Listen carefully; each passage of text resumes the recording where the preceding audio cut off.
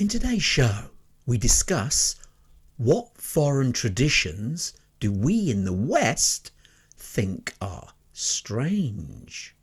And now, the TNT Talk Show, daring to go where other podcasts fear to tread.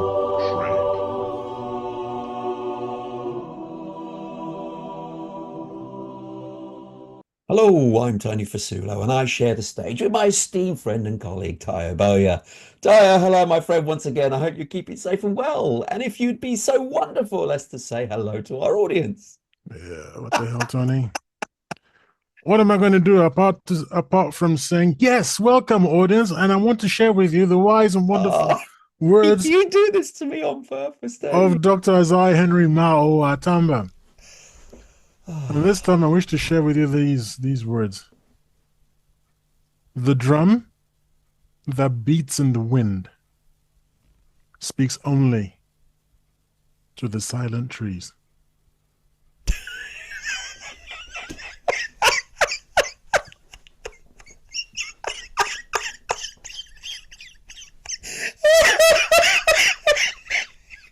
Oh dear Lord, these are getting worse. Oh, I'm laughing so much my glasses are steaming up. I mean, come on, that is just nonsense. How on earth does that make any sense? I have to clean my glasses. I will demonstrate it to you during this show. Now, you made me crack up. I'm trying to be serious here, but your laugh was so infectious. I couldn't help it. I'm sure you're making these up. You're just spending your evenings coming up with these just so that you get a reaction from me, which is it's just happening because it's all nonsense. Come on. Dr. Isaiah's book is called The Legless Warrior Never Sleeps at Night from 1951. I'd love to know how many copies he actually sold. Well, one of my cousins got a hold of one, so apparently he sold at least one. Or maybe was given it, I don't know. Said cousin is no longer with us, I don't know. Oh, blimey. Anyway, let's move on. Let's move on with today's show. And today is an interesting one. We'll see how it goes, actually. And we're talking about foreign traditions. So what foreign traditions do we in the West think are strange? Because clearly there are things that different cultures do that are not the same as what we're aware of. So it'd be interesting to go through. And I think you picked this one. Mm-hmm. And do you want to kick things off? Well, it began when I was watching a gentleman who does street interviews with foreigners in Japan. He's Japanese, but he interviews foreigners in Japan and asks about how the foreigners find Japan and what they find interesting about it or strange about it, and how they're treated by the Japanese and so on and so forth. So it's quite an interesting series. He's quite a good interviewer, actually. He generally manages to find things that are different for each episode. This particular episode, he was interviewing foreign women married to Japanese men. Okay, I'm surprised that happens because Japanese people are encouraged to not do that. Not so much not encouraged not to. They just don't. Apparently, it's 98% homogeneous population. Yeah. So it's strange. That's the main thing. But as this episode shows, it's increasingly common. Well, no, I'm not going too far as it's common. No. It's the incidents. It's starting to become. But they need to because they got no population. The population growth is negative. This is a digression, but one older gentleman who was being interviewed about his attitude to these things in a different show, not the one I'm talking about now. He actually said, "Look, we can't keep on, being standoffish because our society is dying." Yeah. So I assume a common man on the street could see the handwriting on the wall. Maybe a lot of them do.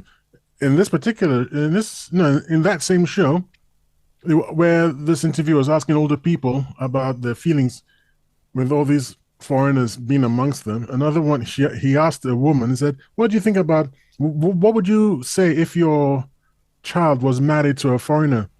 And she said, "Well, she is. she's Oh, married. She's married to a Chinese gentleman in oh, okay. Canada, and they're Oh, living okay. in Canada. So, if she thinks it's good, fine. She's happy. I'm happy, sort of thing. She Yeah, seemed very sanguine about it, and not the reputation they have for being anti foreign. I'm not saying everything's hunky dory, but no. I am saying that it's possibly not as bad as we think it is. Okay, interesting. So in this particular episode I'm talking about, this man was asking spouses, but female spouses of Japanese men, Hmm. what their experience was, and he was interviewing this particular young American girl, well, Yeah. woman, but she came across as girly, if you know what I mean, not really all the way grown up. And I was wondering, who let you go marry in a foreign land? Because you don't seem all grown up to me, Okay. like a very 19, 20, 21-year old kind of really, Not what's it worldly called? wise. No, that's the phrase I was looking for. And she just was like, yeah, well, as long as it doesn't step over, as long as it doesn't step over, I can't do what some of my Japanese female friends, I can't accept what they accept. There's no way that I'm going to accept having my husband visit prostitutes. I mean, if it does that, we're done. Ooh, And then the guy interviewing was like, yeah, that's always find yeah. that kind of weird. He said, yeah, but no, I'm really surprised that many of my friends don't care. It's okay. Wow. And then I was like, sorry, what? Yeah. And that got me interested in the Intrigued. Yeah. subject, so intrigued. So I looked into it, and apparently, well, this is from a 20-minute investigation. I didn't go really deep into it. I mean, I wouldn't know how to. I don't read Japanese or anything. But apparently, yes, there is a more practical approach to marriages, especially amongst the older generation in Japan. Wow. And So that's this not reflected in the youth.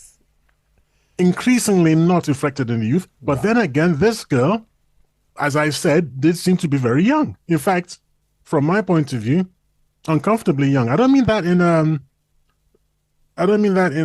sexually, Underage, but she was yeah, just not barely, underage. yeah, barely 18, for The instance. act- the She seemed to come from a very sheltered background. Okay. Yeah, like we She said seemed earlier, not worldly wise. not worldly wise at all. And she met Interesting. some guy in Arizona or something. She lives in Arizona, which is, as I understand, in the middle of nowhere. And That's a bit she, harsh. Arizona's all right. and then she fell in love with this Japanese gentleman and she followed him home. It's just back to Japan. She's learning Japanese and everything. I mean, she's integrating, perfectly She's okay. Yeah. learning Japanese. Hold on. Yes. How's what? So she was not Japanese. No, no, no, no. She's not Japanese. What was she She's from? white She was American. white American. Yeah. Okay, fell in love with a Japanese chap in Arizona, and then he wanted to go back to Japan, so she followed him there. Yeah, it wasn't. I might be wrong about the age thing because they courted for a year and they were married for a year and then they came to Japan and then they moved over to Japan. Maybe So she they've was been married just for young-looking 20 year maybe, old. but her attitude too. She's kind of bendy and, so I don't know. I just wasn't. I just wasn't like, are you old enough, man? Bendy. What does Yeah, that mean? there are some people who, when they speak, the kind of, I don't know, they do something with their body, which is very like little. Have you seen a Oh yes. Oh, little I know what children you with it? mean. Yeah, yeah, yeah, yeah. But that's almost trying to show some sort of, hey, I'm hip, I'm dude, man. Yeah, and they're moving this their body. no, This is this was more. Have you grown up? okay. Are Okay. you all the way grown up? Is everything all right? That's milk and biscuits. I'm going to Oh go back dear. home or something. But at the Okay. same time, kind of tough with it somewhere in Mm. there. A certain, I mean, the way she said, "We're done," Yeah. she'll be done. Mm. So I Which mean, is the attitude for let's be honest, by and large, most of the planet. I mean, how many women and rightly so would be happy with their husbands going off with prostitutes and be okay with that? I mean, that the health side of it alone is a risk. well, apparently First of all, to my shock, apparently prostitution, because when people say I don't mind if my husband goes off to see prostitutes, I kind of think about geishas and courtesans, not quite prostitution in the way that we. Oh, I see. No, Not that's the way not I like we think think. about it. Oh, I I said see. that's the way I think. I'd have said, well, I suppose geishas and whatever, you know, because apparently I found out that prostitution is illegal in Japan. Oh, illegal. It is illegal. Oh, wow. So I know there are red light districts, red light districts everywhere, but apparently there's a certain kind of culture that if you keep things, to a reasonable level, the government will look one way and you guys do your thing the other way, and it's all very Japanese kind of thing. Okay. So I think we are talking about proper, well, what I would consider to be proper prostitution, but it could be a hybrid system or something. I don't know. It's kind of weird. I mean, the whole thing. This is why we're talking about it. That from our point of view, yeah, it's a little unusual. Yeah. And I don't know. It's like I can tell you some more, but I don't know. You've probably got things to say as well, and I've got a few more to talk about. So I'm just, from my point of view, we've already done a show on whether we should legalize prostitution, and my attitude was yes, we should. So I'm not actually against prostitution. I think it's a good thing. I think it performs an essential role in allowing men who would otherwise be involuntarily celibate. It does give them an off ramp, so to speak, so that it's like what's that steam thing you have that lets the steam out? When it's going to. Of course, it's it's a valve letting of off some sort. steam. In fact, it's actually good for your mental health as well as physical health to be able to let off steam.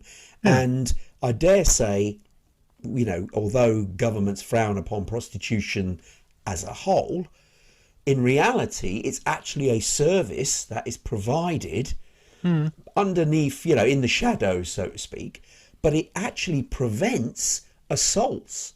It actually prevents men maybe behaving badly, because if there's a pent up sexual, I don't want to say aggression, but desire within a man, and they have no way of releasing it, then they're more prone, not saying they will, but they are more prone for angry episodes.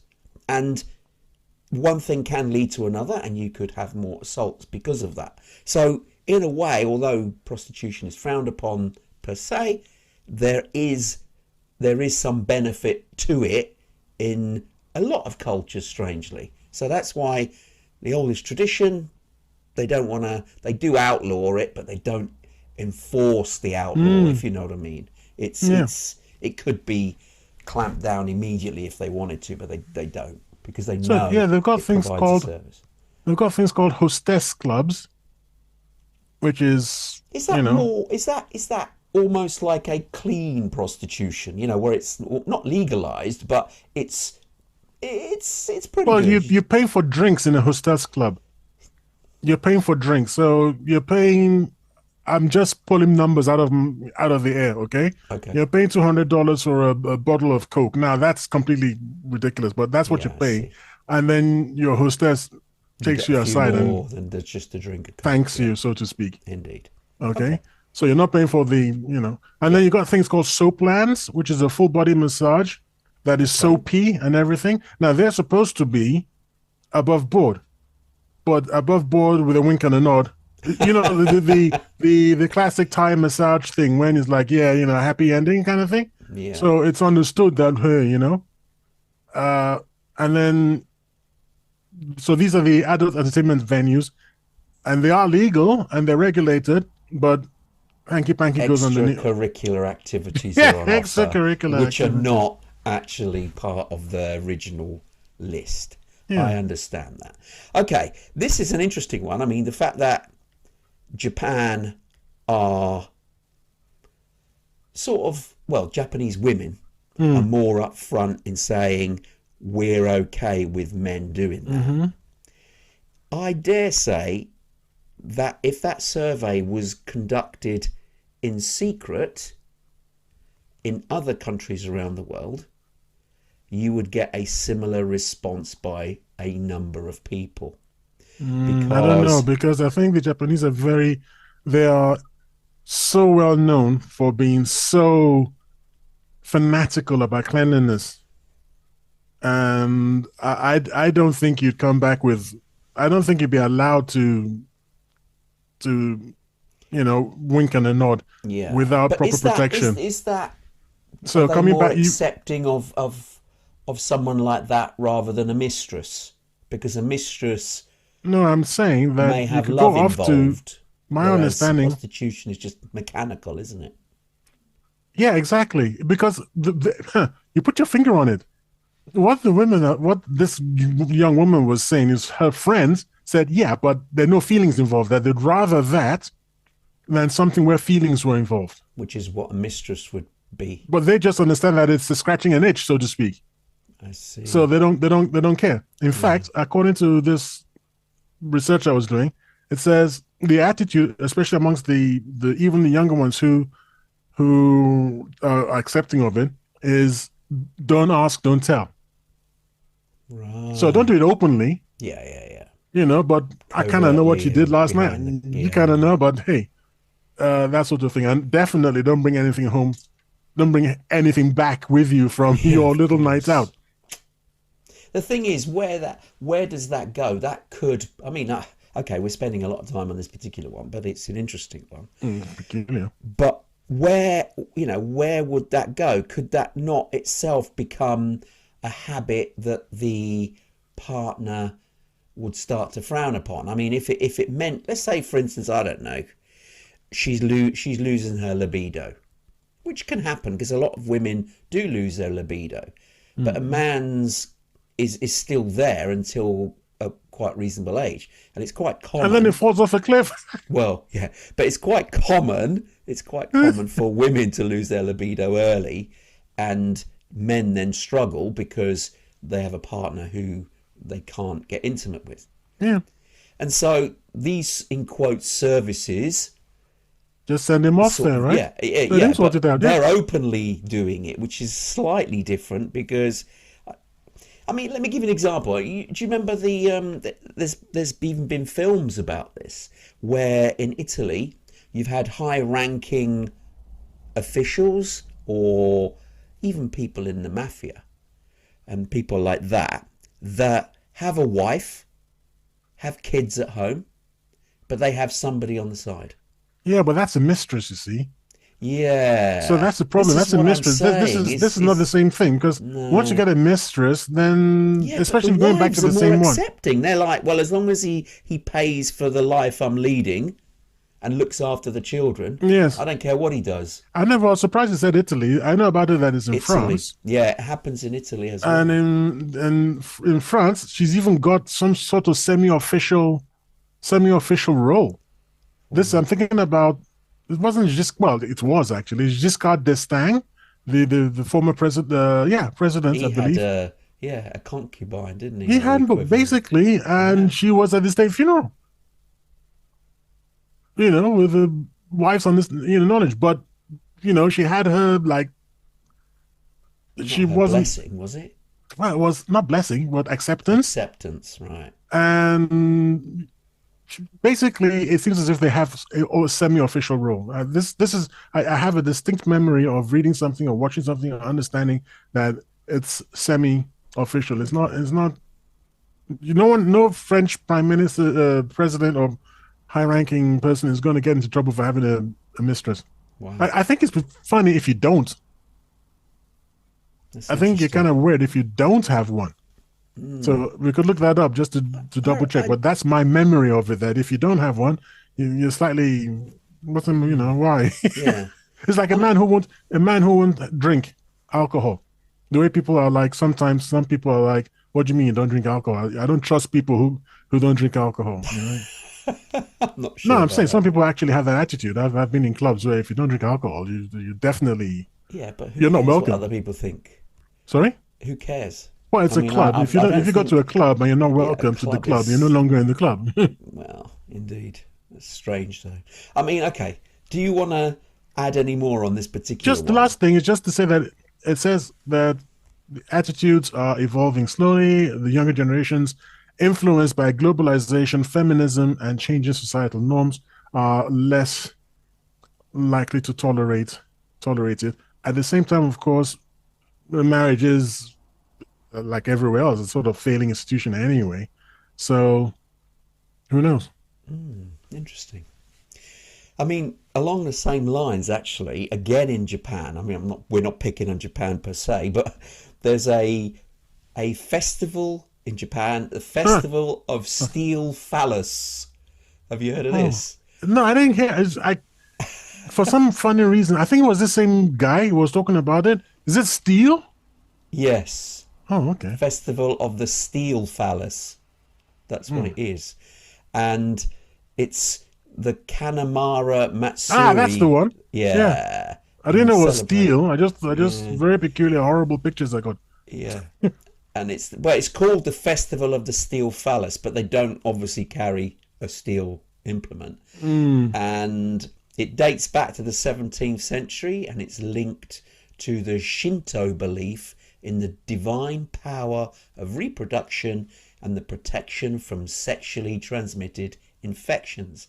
Now, during this festival, people parade the phallic-shaped mikoshi, which is these portable shrines that look like steel phalluses, and they also enjoy some various, I don't know, candies and sweets and souvenirs which are phallus-themed items, and they participate in festivities that promote fertility, childbirth, and prosperity. Now, clearly, the fertility bit and childbirth has not been happening in Japan of late. So, how well this festival is actually used or done or celebrated in Kawasaki, Japan, I don't know. I don't know the details, but they've also started to use it as a fundraiser for HIV, AIDS, and awareness, and blah blah blah. So it's morphed into a little bit more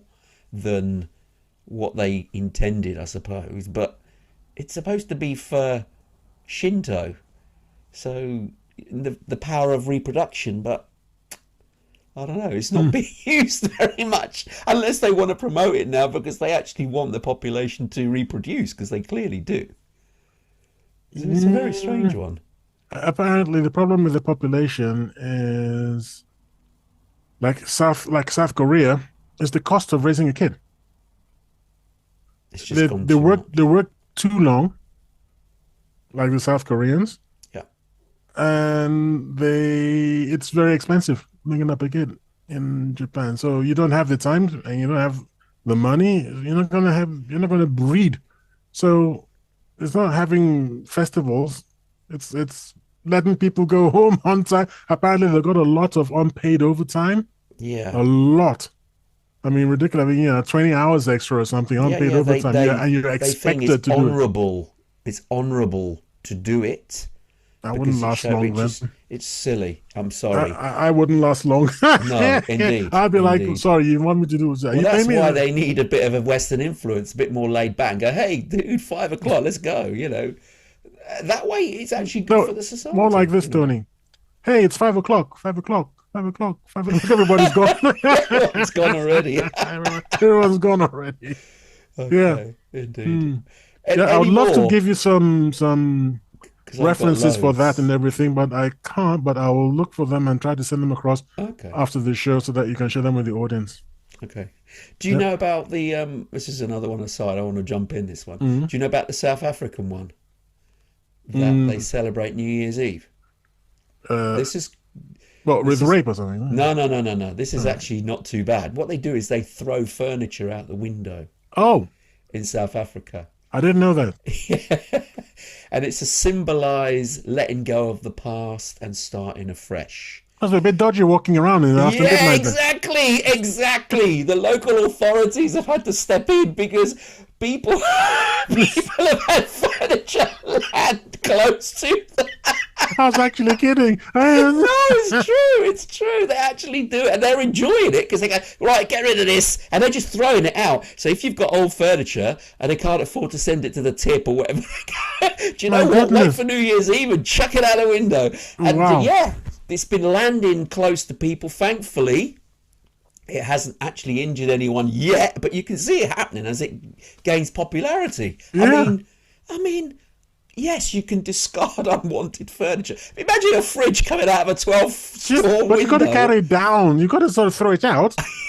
But not throw it out. You got to carry it out. No, but they literally, I'm saying for health and safety, first thing I thought about, I can't chuck furniture out of the window, man. That's what they do. They're told to be aware on New Year's Eve, especially walking near high-rise flats, because there'll be furniture coming out.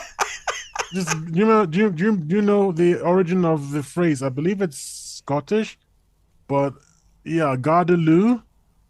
No, I've not heard that. And Gardeloo, and I think it came down into England from Scotland. I think I might be wrong. Somebody might want to correct me, but it's Gardeloo, is Gardez, and then Lou. I believe Gardeloo, and apparently it was watch out.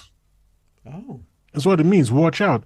And supposedly is where we get the word, is one of the options for where we got the word loo from. Oh. Or toilet, because you can now understand, put the two things together. Yeah. And you know what they were chucking out of the window. Yeah. Well, so that used to be all the time. When you had the peeing pots, that was regularly thrown out windows. Exactly. Yeah. And before you did it, what you shouted was, Gardeloo. Yeah. And there was a response that I can't remember. I can't remember what it was, which was in modern parlance. Listen, bitch, you didn't shout early enough.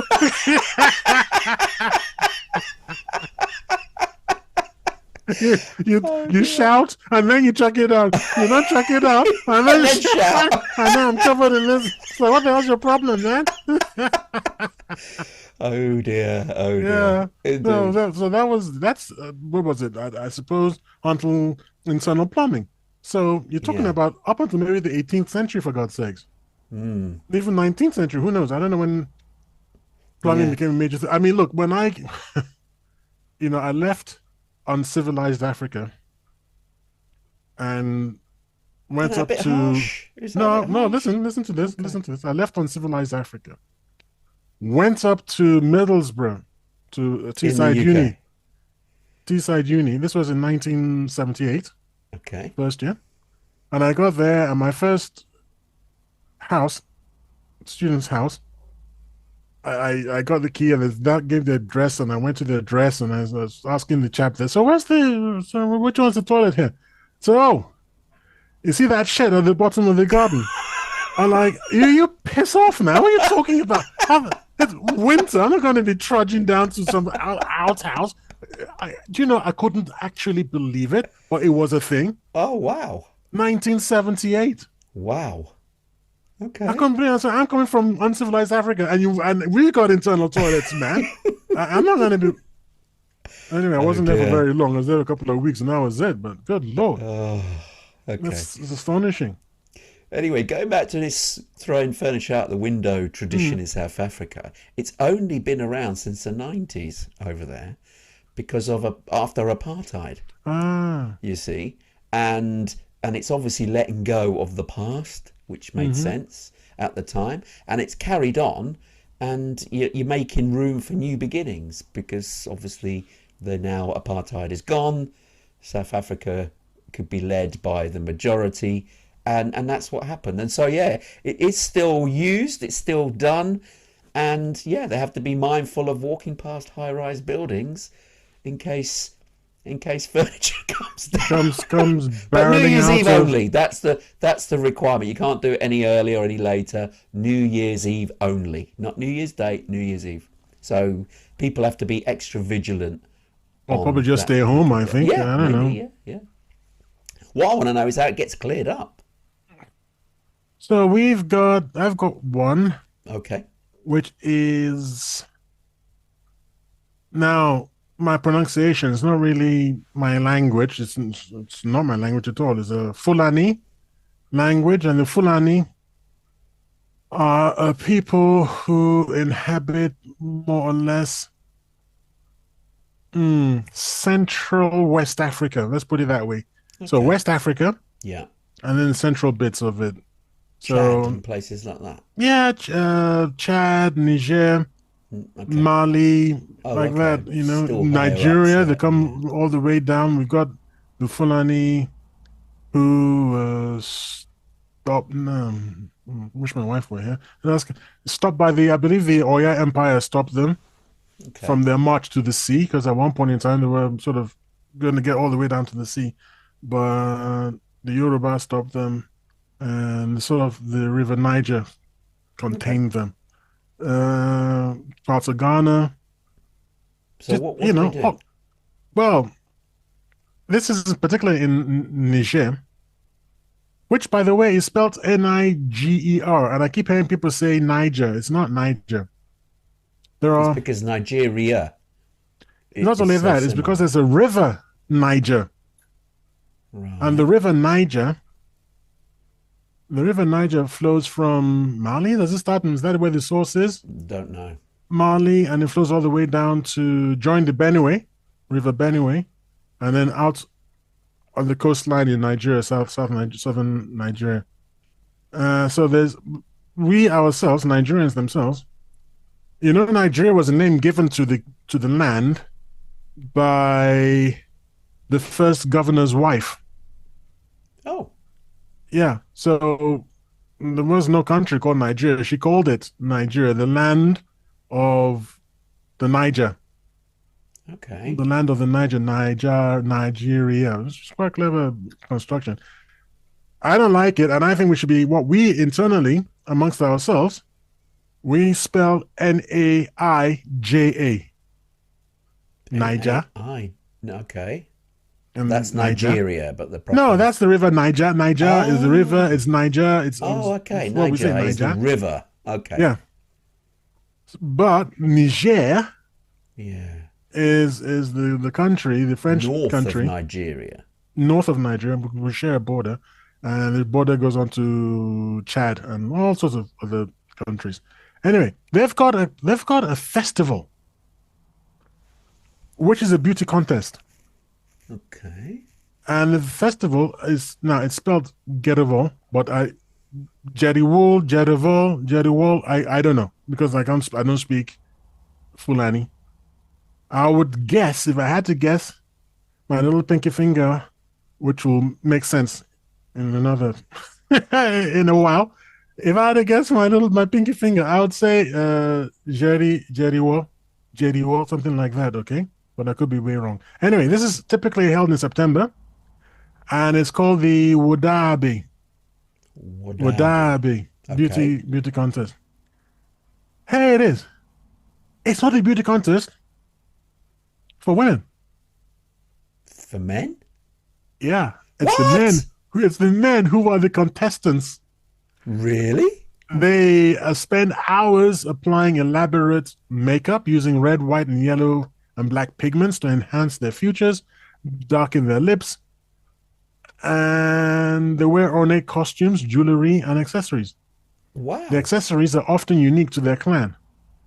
Okay. During the actual ceremony itself, I believe, what did I call it just now? During the actual, no, the Gary Wall, whatever. Yep. They perform a dance called Yaake, Okay. which is characterized by an upright position and graceful movements and dramatic facial expressions, such as rolling their eyes back to show the whites and exposing their teeth to highlight the symmetry and brightness of their teeth. Who are the judges? Young women. Young women serve as judges. They evaluate contestants based on height, facial symmetry, expressiveness, and the whiteness of their teeth and eyes.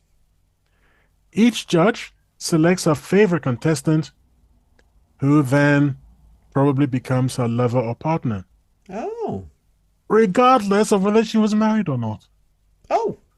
Really? So are these women fighting to be the judges on these on this festival? Is it a I'd privilege? imagine it would be a rather stiff competition to get off. I mean, yes. And if you were just thinking about the Japanese women who let their husbands go off to prostitute, Yeah. as a husband, I am not entirely certain that I'd be okay with my wife wanting to be a Wife coming judge. home. Hey, you'll never guess. I've been selected for a judge on this competition. You're Hey, like, you'll never "Oh, guess you're divorced. yeah, what's the prize?" Hey, you didn't see that coming, did you? No. Yeah. But Yeah. but The you know, prize if is it's a new tradition, potential you know, husband. if Oh, it's tradition, it's funny how tradition is tradition. If you know. grew up in that tradition, traditions just- are weird. They are weird because they all come about from stories over a fire, mostly. Do you know that? it's just so weird. So apparently, the first marriages amongst the Wudaabe, the first marriages are arranged by families. So your first marriage is the family marriage, Right. but a subsequent marriage. But you see, I What, was so I was trying women to are invest. allowed I more was trying to husbands? investigate that. I think to myself, doesn't that mean this is polygamy? But Yeah. no, polyandry. Sorry, Polyandry. doesn't that mean this is polyandry? Because how can she? But unfortunately, all I've got is I've got a video which I will share. Ooh, I'll share with you now. I just got a video of the actual ceremony, of part of the actual ceremony, and to go into the blurb of this show, I will try to track down because I've never heard of anyone in West Africa practicing polyandry. It happens in southeastern Africa. I believe there is a tribe down there that does polyandry, Okay. but I've never heard of Most one. is polygamy, isn't it? Yeah, of course. Yeah. Polygamy is a natural state of things. Oh, and Central Africa, Zaire or Congo, something like that. I believe there's another tribe there that does polyandry. But yeah, so this is like what? It does seem a bit, but then it did say lover or partner. So, oh, sorry, who may become her lover or partner. So it is a lover or spouse. So I suppose official lover. So they've got a husband, They've got a husband. but then they get a lover as well. Yeah. And these people who win, they become highly celebrated. They become famous for years within their community. The men that The men who win. not the women who get to be their lover. No, they're just slags. Oh, come on. No, I'm obviously I'm injecting some humor here. Yeah. I'm gobsmacked. I mean, I'm reading it out, but I'm still like, these things. I mean, when I lived in Zaria, I would have been about 300 kilometers away from 400 wow, kilometers. so not far. Not that far, but obviously it's not something I heard of. Yeah. No one ever discussed this, and I'll tell you why. Should I tell you why? Go on. The drum that beats in the wind speaks only to the silent trees. They don't want to publicize this, man. They might be okay amongst their kind, but among them, so they knew that. So they beat their drums in the wind, so that only the silent trees heard of this. There we go. We should Isaiah Henry strikes again. never underestimate Dr. Isaiah Henry. Never. Oh dear. Right, let me move on with another one. Now this one is the beauty pageant where So Okay. that's the link. You can share that with Okay, we'll share that with. amazing, by the for way. our You look at it, audience. you just go, wow. Yeah. Okay, obviously, I want to speak to the audience very briefly. I know you're hearing us bubbling away and having a bit of a laugh on this particular show. But if you do enjoy our show, please like, comment, and subscribe whenever you get the opportunity, because we do love hearing your comments and obviously your support if you subscribe to our show on whatever platform you happen to be consuming it on. And of course, if you want to speak to us directly on the TNT Talkers Facebook group. Just wanted to add that in just very, very quickly because we are being a bit funny this evening. Anyway, I've got another one. This one's a bit morbid, actually. This is a tradition which is practiced in Indonesia. Uh-oh. Yeah. You got this one? Well, I've got Papua New Guinea. No, I've got Indonesia, the Okay. Toraya people. Mm-hmm. Now, this one's a bit morbid because what they do is they keep their deceased loved Oh, ones yes. at home. Yes. And they can keep them there for months or even years They're before they have the mummified, though, funeral. aren't they? They what, sorry? They're mummified. Well, it's not really. They're not mummified, no. Because they believe if they keep them at home, it ensures the dead person's spirit is cared for during the transition to the afterlife. And I was straight away thinking, well, isn't the body gonna smell or get rigor mortis and go hard? But what they do is rigor mortis sets in apparently within a few hours of death, which causes this rigidity. But that normally only lasts 24 to 48 hours, which I wasn't aware of. And what they do is when the body stiffens, they gently massage the body, and then the body becomes flexible again, which is really quite weird. So they sort almost go over the other end of rigor mortis, and then the body softens. And to prevent decomposition, because obviously the body's cold now, they treat the body with preservatives and a substance called formalin. And this Isn't that slows like down. formaldehyde?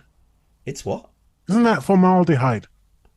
Formaldehyde. Oh, maybe. Well, that's the stuff that we use when we throw embalmers. That's the stuff embalmers use. Oh, okay. That's interesting. They call it formalin. Okay. And it slows down the decomposition process, and obviously it's vital for the person's dignity and care, basically. And it allows the extended family who may not be in the vicinity to prepare the funerals with enough time and ensure that everyone can meet at a designated time rather than having to rush it as it is done for most other cultures. So they take their time, they prep the body, look after it, they keep it there for months until everybody is ready to actually send them off in a manner that is fitting for the individual that's passed away. So it's an interesting way of honouring the loved one, but I'm not comfortable with it. You got a dead body that's in the house with you. I don't know, but it's interesting that something like that even goes ahead. And I suppose if you grew up with it, you get used to it. If someone dies, well, it's the same with anything. It's what you grew up with, and that's what you become familiar with. It's the same. I prefer that to what the Hausa do in Zaria in the city, which is the old part of Zaria, the original part that was behind a wall. Just as you have, I think, almost anywhere. You have a city, in medieval times when you had a walled enclave. Yep. And that was the heart of the thing. That's why there's even got the city of London, isn't it? That's why the same thing. We still have the city, which is behind the. Well, the wall is mostly gone now. The city in Zaria, they have these. I was walking behind someone once, and I was constantly sort of bumping over these little bumps in the road, in the untarred road, half roads, I suppose you call them, between houses. Yep. And I was like, what the hell are these? Can't these people, flatten out the roads, man? And why do we have all this bump? I said, those are graves. Oh, okay. I'm like, what? What do you mean graves? Just there's a cemetery, man. Why? Yeah, sometimes they don't bother if it's a small child or someone very old. They want to keep the person close to their home. They just dig a hole in front of their house And bury them there. and bury the person there. I'm like, okay, why don't they bury the person in the house, out of the way, so the rest of us can walk? And what happens when it rains? Because I know. we do 6 feet down as almost every society, but for some funny reason, houses don't do that. Like 2-3 feet and that's it. Oh. So in a very heavy rain, the ungodly things sort of Well, all over the place as well. And you're just like, 20. Well, this was in the 20th century, I suppose. But it's like, guy, 20th century, you don't need to be doing this anymore. I mean, for goodness sakes.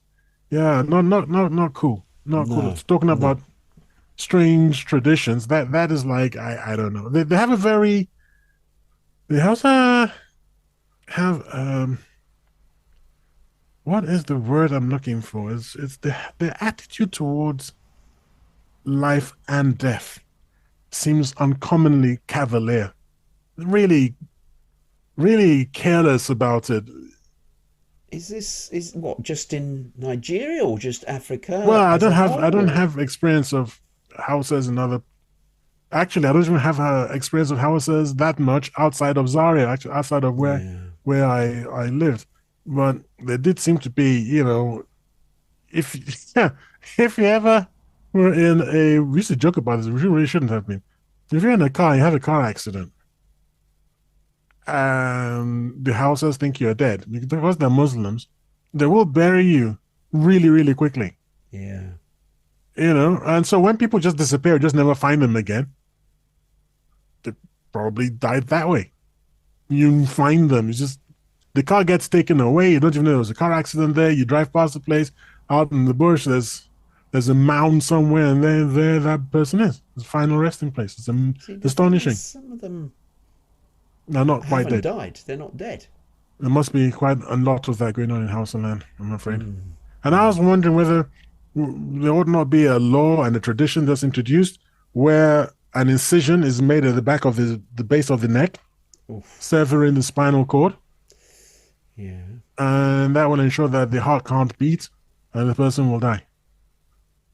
Mm, So I think that'd just be the best thing, or you just if you know how to snap a neck, snap the neck. Just ensure the person is dead for crying out loud. yeah. I Yeah, think we spoke on a previous show yeah, didn't we? about the twins. Do you remember? Oh, that was horrifying. Yeah, I don't even Yeah, like thinking about it, to be honest. I know. What a horrible way to go. Well, no, And people are because wondering what the hell we're talking about now, yeah, but what yeah. if you want to go back to our previous episodes, whatever platform you're listening to our show on, you can probably find all our back catalogue of shows. And I think, was it a Dynamite Conspiracy episode? I don't know, but it certainly, we spoke about examples of people dying but and were buried when they Mm, hadn't died. They mm. were still alive. And there was one example of twins where one of the twins heard that her twin sister had died, so they buried her, but she wasn't comfortable and wanted the She didn't hear her grave. twin. They lived together. Yeah, wanted They it, lived but wanted together, it. and then one twin died, and then she had these dreams of her sister screaming and begging and asking her to come and fetch her and everything. And the dreams were persistent for about 3 days, and then a very strong woman, obviously, persuaded the town council to dig up the sister's coffin and everything, and they found scratch marks on the inside of the coffin, Inside. meaning that the woman had actually been alive.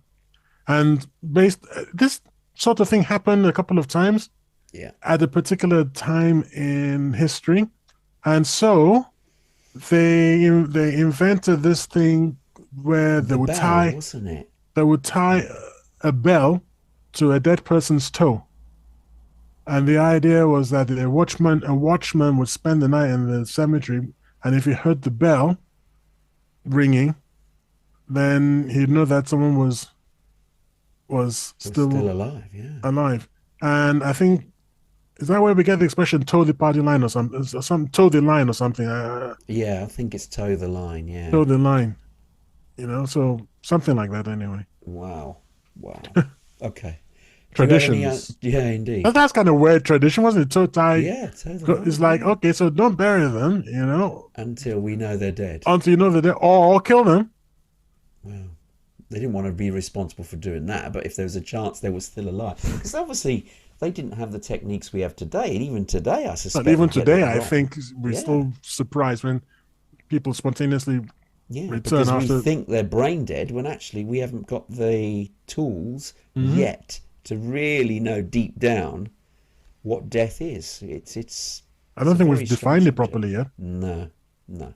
Well, this is you. This is a bit morbid. I'm sorry about that Yeah, because it started sorry. off in That quite a wasn't light meant to be. tone, It was meant to be more fun. and But this is going to be a little bit morbid too. And okay. it's the one I thought you were referring to when you said, "Oh, you've got one from Indonesia." I got one from Yeah. Papua New Guinea, Okay. and this is called finger cutting.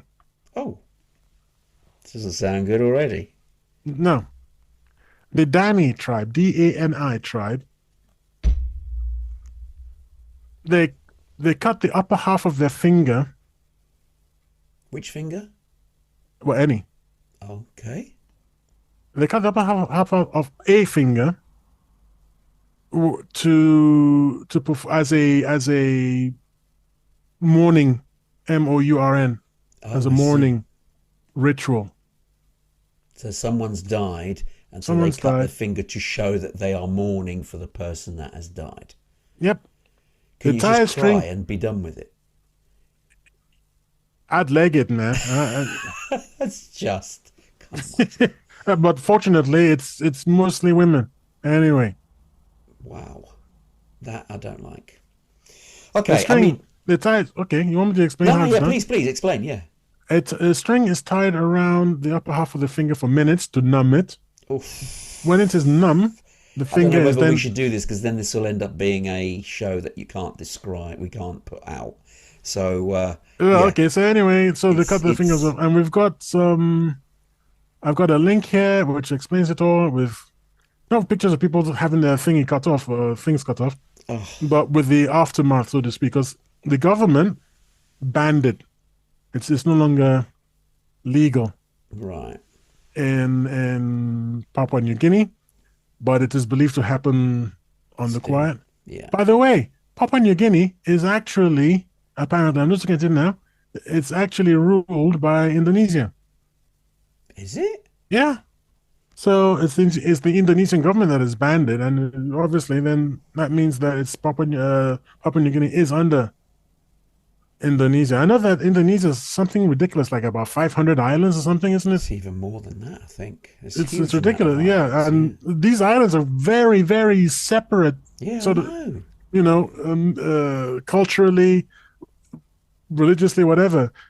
It's an astonishing area. It'll probably be fun to go, but you keep getting these horrible stories about people disappearing. Well, And you can't help the thinking that main island, isn't it? The one that was affected by the tsunami, Java.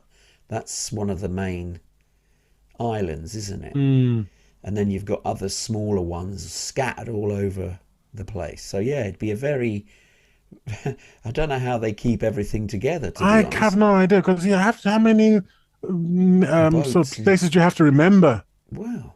as a governor or something, or as a government Well, I official? You got to remember suppose this place. you've got it's like an area. You've just got an area split up, but you'd have boats and things that link them all. Yeah, So but when you you've want to say, it's like knowing all the names of. If you're in a county, you just have to know a certain number of names in your county. But if you have to think about several counties together, I suppose it's probably the same yeah, thing, to it's be honest, still isn't it? yeah. I don't think it's that insurmountable. It's Mm, just keeping logistically. You got water in between every single one. It's boats are travelling between the islands very often. So yeah, it's an intriguing one. hmm Okay, I know we mentioned that the title of the show was the West. You know, what do the West feel strange? But the West have got some traditions equal at it that are a bit odd too. Because I've got one in Spain. And you think, well, Spain is European. You know, what hmm tradition could they have that's weird? They Sorry to have. cut you off. I Go don't know. on. I just wanted to finish this because I want Oh, to okay. Sorry, I finish. thought you had. My apologies. Indonesia. No. Indonesia. How many did I say? You Islands? said 500. Okay. Indonesia is home to approximately 17,500. 17,500 islands. 17,500 islands, according to law number 9/9/1996, 1996 Goodness me. of Maritime Territory of Indonesia. I thought it was a few thousand, but not Good that Lord. many. 17,500 islands. Well, Wow. good luck. I don't know. Well done them for keeping track of them. Okay, Well, off. Sorry for the interruption. no, no, Off that's you go about fine. Spain. Spain Yeah, and its weird Spain. thingy. They've got a weird festival in a village called Castrillo in Murcia. Okay. And it's a tradition called El Colacho. And it's basically named, it's a baby jumping festival. Oh, God. Baby jumping. Now, this is men who are dressed as devils. They jump over babies who are lying on mattresses. And this is believed to cleanse the babies of original sin. Now, I'm going to mention something about that very shortly. Now, it's held annually in this village, and it's been going from the 17th century, and it's held on a Sunday after the Catholic feast of Corpus Christi. Now, the origins are not clear, but it's got pagan roots, and it was later incorporated into Catholic traditions. However, there's controversy, of course, because the Catholic Church has expressed real concerns about this festival because it goes against the teachings of the church, because Baptism. the original sin is supposed to be cleansed by through Jesus himself. baptism. Yeah. By Through Jesus, wasn't baptism. it? Jesus, yeah. So Pope Benedict the 16th actually asked Spanish priests to distance themselves from this practice. Now, obviously, despite the controversy, the festival remains a cultural event, and the local community still do it and attract visitors from around the world. Now, what actually happens in the festival is thus. You got men dressed up as a devil, and they're known as colachos, and they wear red and white suits, they wear masks, they carry whips, and they have these oversized castanets, which almost look like claws. Okay. And they run through the streets, taunting onlookers and whipping the onlookers with horse tails, which are attached to sticks. And obviously, it's just jovial. Not completely whipping people, but they're using it. And as part of the festival, they do this thing called Salto del Golacho, which is the jump of the devil.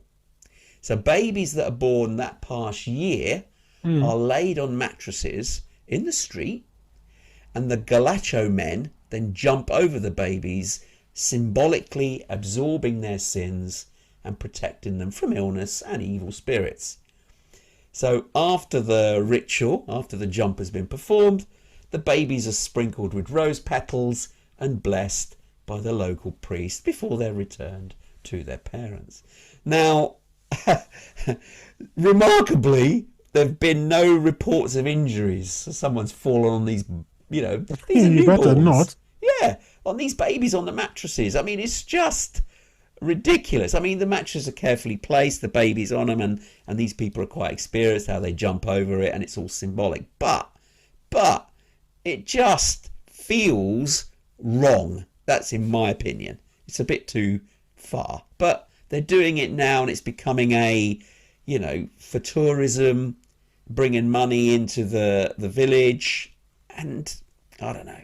But anyway, that's just El Golacho, which is the jump. Well, I want to ask. Well, I don't suppose you'd know because you don't practice. What is it? Not therapy, Catholicism. whatever. No, therapy or whatever in Spain. Well, it'd be interesting to ask someone who does practice therapy in Spain, if there are many people, statistically significant number of people, who are terrified of the color red and images of the devil, because as little babies they were absolutely terrorized by these hulking men leaping up dressed in this terrifying visage. So yeah, I just wonder, is that a thing? Probably, yeah, you're right. You know, if that study was carried out, you're probably right. People have sleepless nights with red, and you don't have, mind you, they have the flag is red and yellow.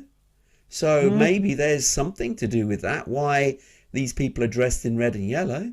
Yeah, because when they were babies, they had the people doing, It's their holy national things. flag, isn't it? And also the flamenco dancers are in red and There beautiful you are. dresses like There that. you So are.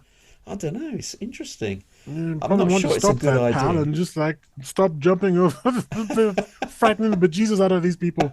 The hell?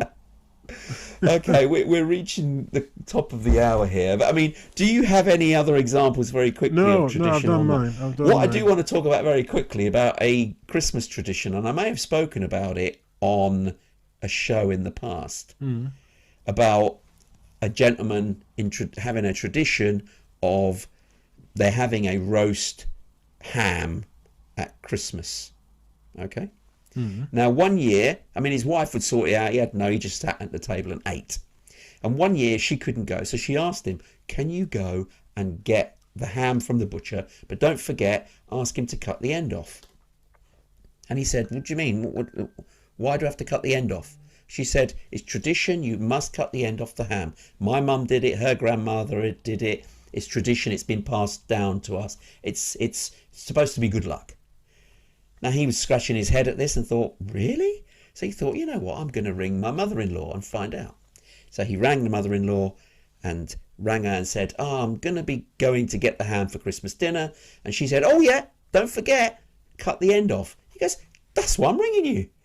Why'd you have to cut the end off?" She said, "Oh, my mum used to do it. Apparently it's tradition. That's where it comes from. You must cut the end. It's good luck." He says, "This is silly. I've got to find out." So he rings the grandmother, and she's quite old. He calls her, and they're talking, and he says, "I'm going to get ham for Christmas dinner, but I'm told it's tradition we have to cut the end off. Is that right?" And the grandmother goes, "Tradition? What do you mean?" "Well, you have to cut the end off. It's tradition. It's good luck if it's bad luck if you leave it on." And she says, "No, we used to cut the end off because it wouldn't fit into the cooker." And so this is how traditions start, because of something that the kids have witnessed Mm. or somebody has told and mistold. And so it spawns, and like Chinese whispers, it changes, and the meaning is then changed. So there you go. Traditions. Let me tell you something. It's very, very quick. When my wife was pregnant with our first child, she came in and I said, where have you been?" She said, "Oh, I've been in the I've been at the back of the house with Augustine, who was our man, helped around the house and things. I was in the back of the yard with Augustine, and he was watering my ugu. What's ugu? Yeah, I didn't know what ugu was. So I said, "Augustine was watering your ugu?" She said, "Yes." I said, "Let me get this right. Augustine, basically a house boy, if you want to go house man, whatever you want to call him, he's watering your ugu." I said, "Yes." "And you're okay with that?" And she was like, "Yeah." I was like, "Oh, I've not heard of this tradition before, but if you're okay with it, well, I guess I'm okay with it. But you're okay with it?" I said, "Yeah." I said, "And he's okay with it." And then she was like, "Wait, what do you think? What do you think happened at the back of?" I said, "Okay, so I've got this image in my mind that you're squatting down, and there's a bucket of water, and he's flipping water onto your bits, your bottom bits." What? Yeah, that's what I had in my mind. That she was squatting down with her legs wide open like this, What? and he had the bucket, and he was, you Washing know, her? no, not washing, not touching, just pushing the water onto her. Really? Yeah, and she said, "Are you insane? What the hell is that?" I said, "What is ugu?" She said, "Ugu's a vegetable, man. You eat it. You eat it. I cook it for you." He was watching my. He said, "Are you serious? You thought I was going to sit there with my leg?" I said, "Well, traditions, man, are so weird. I don't know anything about pregnancies and stuff." So anyway, she had tears running down her. And if you tell her today, if you ever meet my wife and you say, "Who's watching your ugu?" she'll crack up She'll laugh because she because she'll thinks remember it. this guy. I said, "You're nuts, man." I said, "Well, I thought you were nuts. Didn't you see how I was asking her, are you okay with that? Is he okay?" I mean, I thought he'd be traumatized, man. If somebody asked me, "Come on, water my freaking ugu," I'd be like, no, I'm not going to do that, man. Oh dear, brilliant. So traditions, whoa, Yeah, they are really weird. they can be extremely weird. Anyway, if you've loved this episode, hit subscribe and As stay much as we tuned. did making it. Indeed. Stay tuned for more deep dives into prophecies, mysteries, and the unexpected twists of fate. You've listened to Tony and Taya, and we are the TNT Talk Show. But unfortunately, we have reached the end of the show for another week.